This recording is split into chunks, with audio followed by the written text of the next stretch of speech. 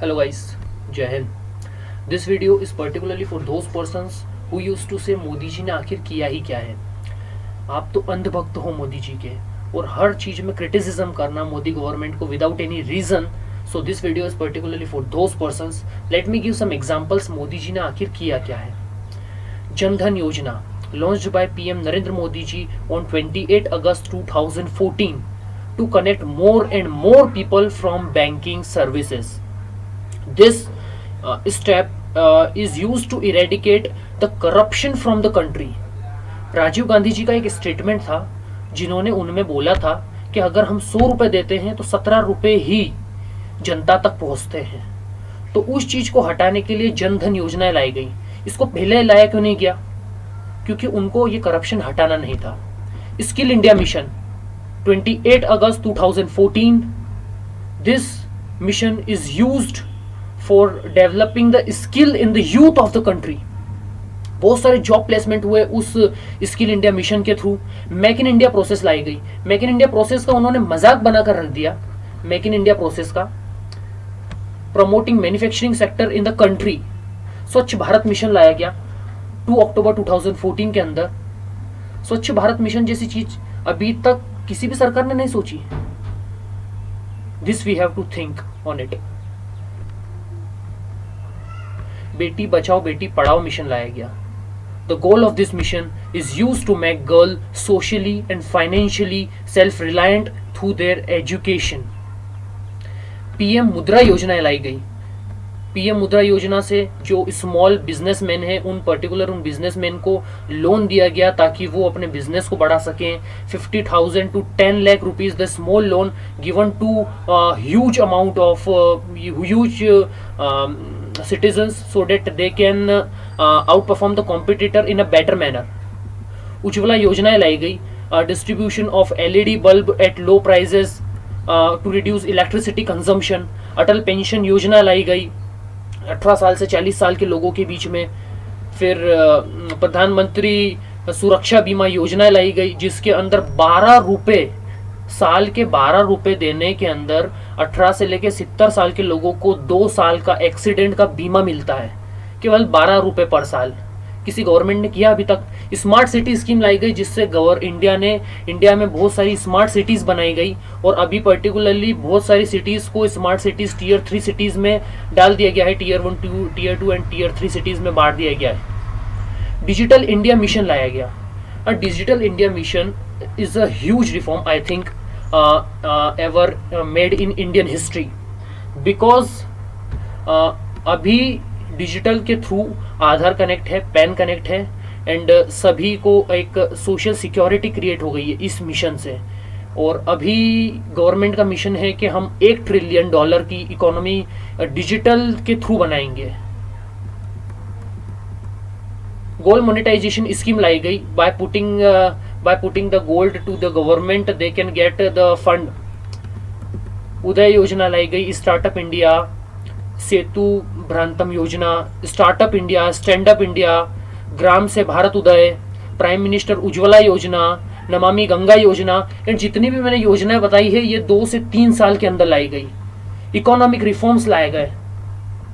And अगर मैं description देने गया तो बहुत सारा डिस्क्रिप्शन है लेकिन अगर मैं बता देता हूं, फिर भी मैं बता देता हूं। जीएसटी का गठन किया गया।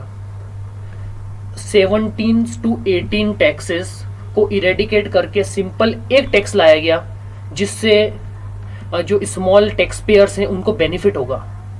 ताकि एक स्मॉल टैक्स पेयर है वो 17 to 18 टैक्सेस का क्लासिफिकेशन कैसे करेगा? वो एक छोटा अपना बिजनेस संभालेगा कि वो टैक्सेस का क्लासिफिकेशन करके गवर्नमेंट को रिटर्न भरेगा। तो सिंपल 1 टैक्स रिफॉर्म लाके एक ही टैक्स का पूरे ऑल ओवर कंप्लीट कर दिया गया। इंसॉल्वेंसी एंड बैंक्रप्सी कोड लाया गया। Let me give some data. 1 trillion rupees का एनपीए था जब मनमोहन सिंह जी की सरकार आई थी। एंड जब मनमोहन सिंह जी की सरकार गई तब वही जो 10 साल के अंदर 1 ट्रिलियन से 16 ट्रिलियन रुपीस मतलब 16 लाख करोड़ रुपए बैंकों का एनपीए हो गया। ये कोई स्मॉल अमाउंट नहीं है और अभी तक गवर्नमेंट ने इनमें कोई एक्शन नहीं लिया था, इसलिए इंसॉल्वेंसी एंड बैंक्रप्सी कोड का गठन किया गया।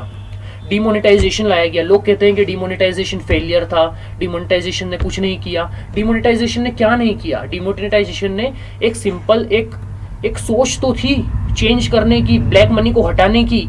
अब वो पास हुआ या फेल हुआ वो नहीं, एक सिंपल सोच तो थी।